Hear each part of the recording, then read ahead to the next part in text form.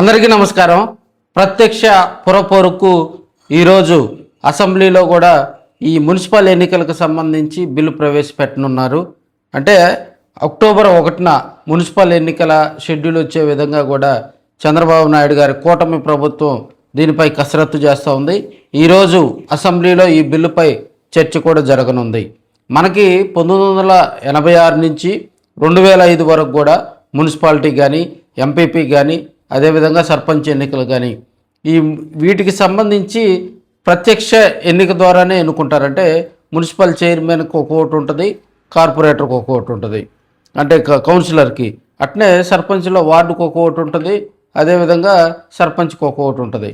So ఎంపీపీకి కూడా ఈ programme అంతా కూడా 2005లో రాజశేఖర రెడ్డి గారి అధికారంలోకి వచ్చినాక దీన్ని ప్రత్యక్ష ఎన్నికను క్యాన్సిల్ చేయటం జరిగింది. పరోక్షంగా అంటే వార్డు మెంబర్లే సర్పంచ్ని ఎన్నుకుంటారు, కౌన్సిలర్లే మున్సిపల్ చైర్మన్ని ఎన్నుకుంటారు. ఈ కారణాల దృష్ట్యా కూడా మరి దాన్నే గత జగన్మోహన్ రెడ్డి గారి ప్రభుత్వంలో కూడా కొనసాగించినటువంటి పరిస్థితి. ఒక టర్మ్ చంద్రబాబు నాయుడు గారు కూడా కొనసాగించారు.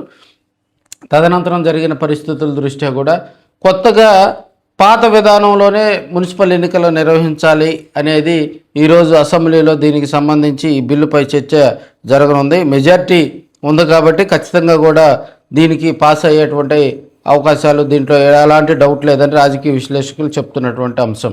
100 మున్సిపాలిటీ ఎన్నికల్లో వార్డుల పునర్విభజనపై కూడా షెడ్యూల్ జారీ చేసేటువంటి అవకాశాలు ఉన్నాయి.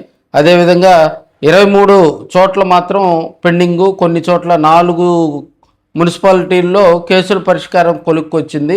అయితే 23 చోట్ల ఎన్నికలు జరిగేది మరి అక్కడ కోర్టు కేసులు ఇతర అంశాలు పెండింగ్లో ఉండటం వల్ల 23 చోట్ల ఎన్నికలు కొంత లేట్ అయ్యే పరిస్థితి ఉంది. సెప్టెంబర్ 25-26లో ఎస్సీ ఎస్టీ బీసీ మహిళలకు కేటాయించే వార్డులు నిర్ధారణ చేస్తారు.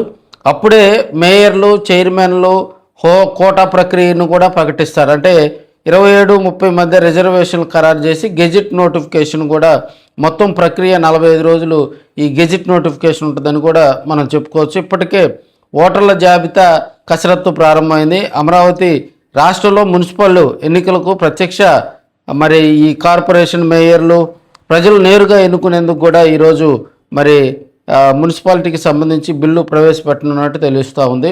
అక్టోబర్ 1న ఎన్నికల షెడ్యూల్ జారీ చేసి, అంటే అక్టోబర్ 1 నుంచి మ్యాక్సిమం మనకి 45 రోజుల్లోనే ఈ ఎన్నికలు పూర్తి చేసే విధంగా నామినేషన్ల ప్రక్రియ కానీ ప్రచారం కానీ ఇవన్నీ మరి చేసే ప్రక్రియలో భాగంగా 123 మున్సిపల్ పట్టణ స్థానిక సంస్థల్లో కూడా ఎన్నికల నిర్వహణకు సంబంధించి వీటన్నిటి మీద కూడా ఈ డీలిమిటేషన్ ప్రక్రియ, అంటే మున్సిపాలిటీకి సంబంధించి 100 పట్టణాల్లో మిగిలిన అంటే ఈ విలీనాలు, అదేవిధంగా కేసులు మంగళగిరి, తాడేపల్లి, కావలి, శ్రీకాళహస్తి, ఆలూరు తదితర మున్సిపాలిటీలో సమస్యలు పరిష్కరించారు.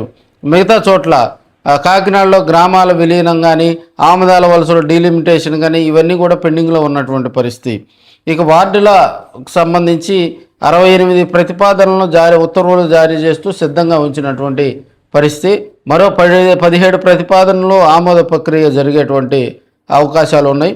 అదేవిధంగా మనకి ఇప్పటికే సెప్టెంబర్ 3న ఓటర్ల జాబితా మున్సిపాలిటీలు, కార్పొరేషన్లు, నగర పంచాయతీల్లో ప్రకటించాలని ఆదేశించినట్టు తెలుస్తూ ఉంది. ఎన్నికలకు కూడా భారీగా బడ్జెట్ కేటాయించే పనిలో పడ్డది ఎన్నికల కమిషన్. ప్రతిష్టాత్మకంగా ఈ మున్సిపల్ ఎన్నికలకు సంబంధించి మరి ఎక్కడా కూడా ఎలాంటి జాప్యం లేకుండా నిర్వహించేందుకు రంగం సిద్ధం చేస్తూ ఉన్నారు. మరి మరో నెల అంటే మ్యాక్సిమం అక్టోబర్లో కూడా మున్సిపల్ ఎన్నికలు గ్రీన్ సిగ్నల్ రానుందని మనం చెప్పుకోవచ్చు.